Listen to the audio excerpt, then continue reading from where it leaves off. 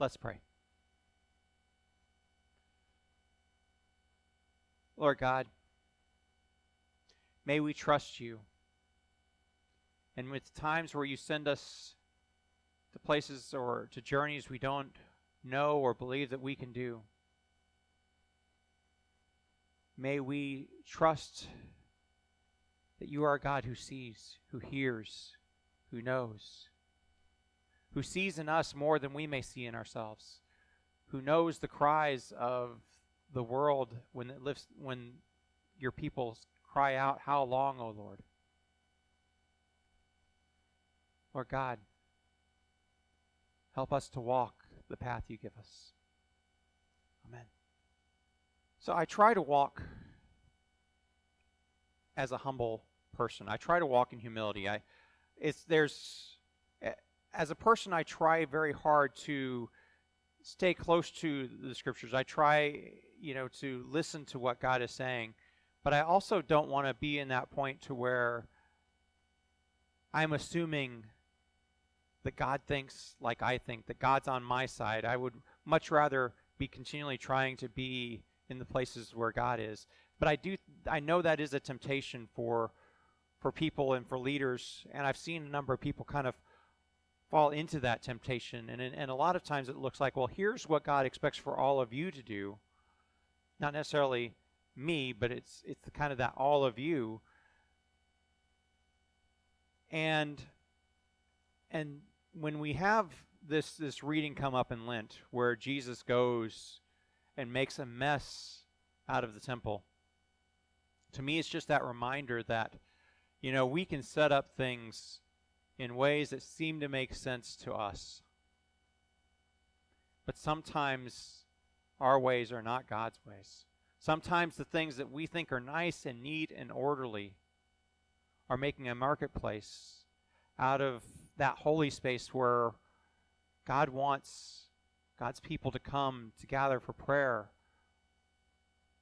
And sometimes it's hard to hear that prayer over all the other competing noises and concerns, and whether it's the clinking of coins or the noise of animals or just the hustle and bustle of the day-to-day marketplace. And this time and this space that we gather together, and I know it's different right now. I mean, you're hearing a recording of me, but the time and the space that we gather together is supposed to be that time where we can come together and listen for that voice of God which calls us, which speaks to us, which guides us in the midst of our lives, trying to discern what is this way that God has for us.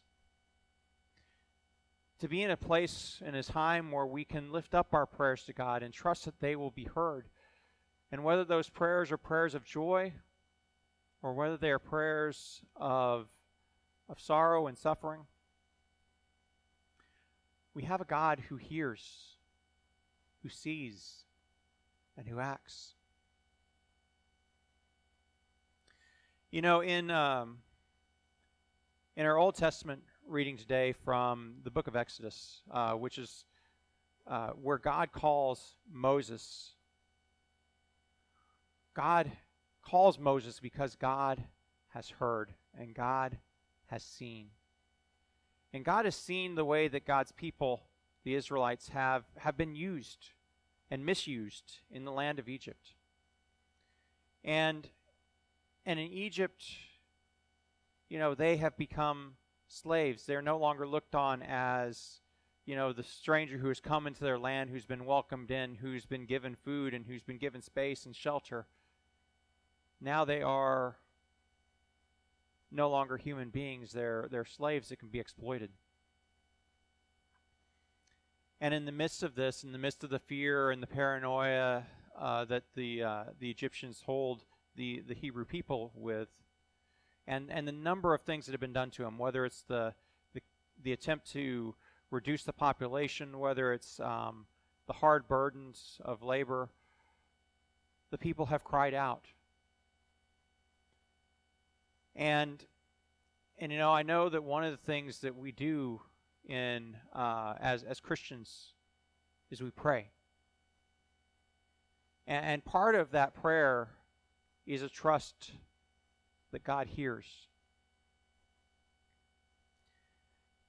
And sometimes God doesn't respond immediately. And sometimes, I like that Psalm 13 is paired with this reading today just because it is that continual, how long? How long? And I know that or at least I know I have had times where I'm waiting for a response, and that how long is a part of the prayer.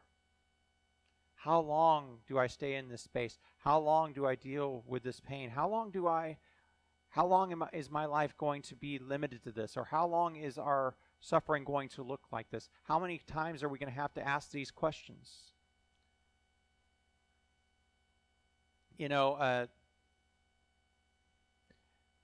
I'm reminded, particularly every time I read Psalm 13, of kind of the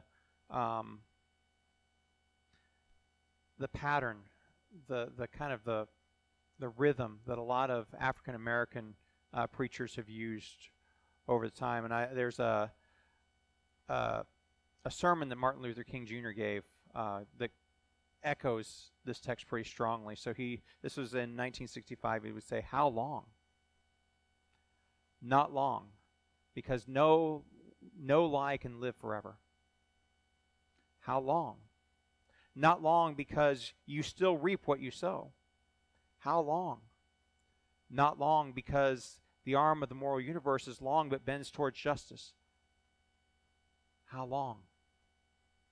Not long, because my eyes have seen the glory of the coming of the Lord." I love the back and forth of that. How long? But then that echo of trust saying, not long. How long? Not long. Why is it not long? Well, because we trust that God does act. Why is it not long? Well, we trust that no lie can last forever. And in Egypt, the lie was that, one person was a god, and then everybody else served that one. And Israel was always meant to be an alternative to that. And so Moses, who has already fled Egypt, he's fled Egypt because, quite honestly, he saw the injustice and he acted on it. And now his life was under threat because honestly, he killed a person. He killed a person for abusing another. And God sees something in Moses. Someone who can't let things remain the way they are. And so out of the bush, God speaks. Moses, Moses, take off your sandals. You're standing on holy ground. I have seen. I have heard. And now you are going to go. And I know when I heard stories of Moses when I was growing up, I imagined this person who just had this incredible amount of courage and amount of, just this self-confidence. But when Moses is told that he's going to go, his first response is, "Who am I? Who am I that you would send me?" And yet, God sees in Moses what Moses cannot see in himself. God sees in Moses that instrument, that vessel that God is going to use to transform the lives of his people, to bring them out of slavery and to bring them through the wilderness and into the land that's been promised. And it all begins with God who sees and acts. And one of the characteristics of Moses that emerges throughout his ministry is this humility. Although he's a person who will end up speaking to God face to face, although he will be held in higher esteem than any other leader among Israel, he still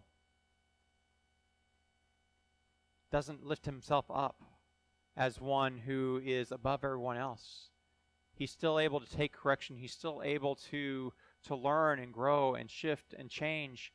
He still is able to go to God and say, I don't know the answers. I don't know how to lead this people.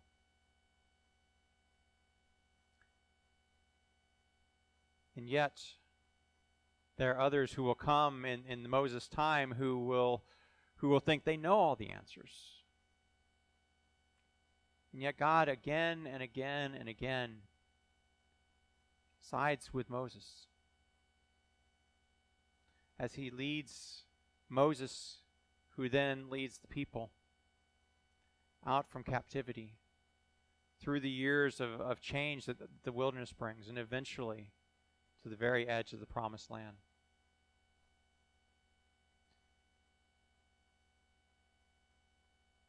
And I think that's a good model for what leadership should look like. You know, Moses is trying to follow God as he leads the people. You know, I once heard the image of a pastor is, you know, that there are sheep on the front end and there are shepherd on the back end. That they're ultimately trying to follow their shepherd as they lead those who are trying to through them, follow the good shepherd.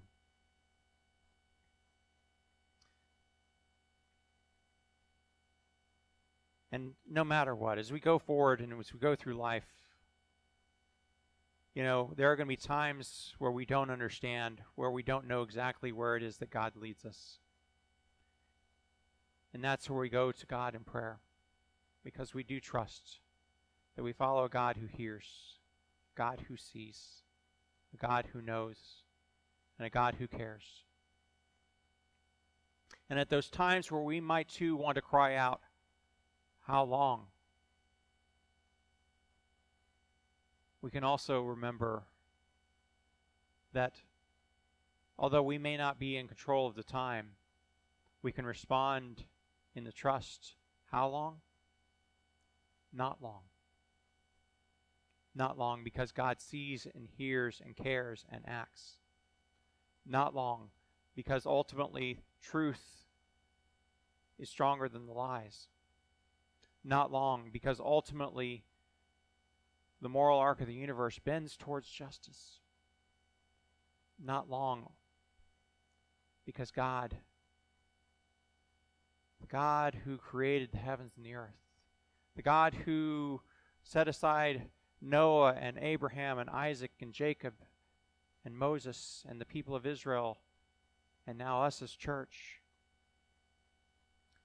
that God continues to hear our prayers when we cry. And sometimes God says to us, go where I send you. And here are the people who need you as a vessel to bring them the freedom that they need.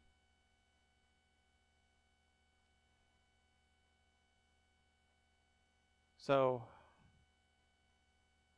may we continue to rest in the trust of a God who hears and loves and cares and acts. Amen.